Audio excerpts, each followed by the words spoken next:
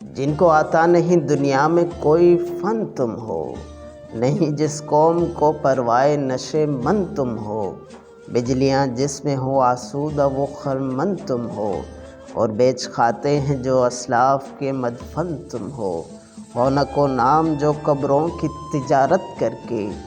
کیا نہ بیچو گے جو مل جائیں صنم پتھر کے۔ علامہ اقبال کہتا ہے کہ تم نے اپنے اسلاف کی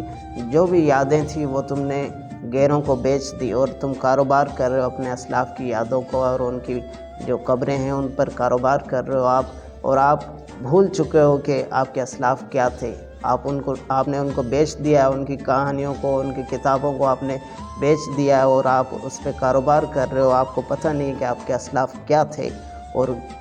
کتنے بہادر تھے، سارے تم چیزیں بھول گئے ہو،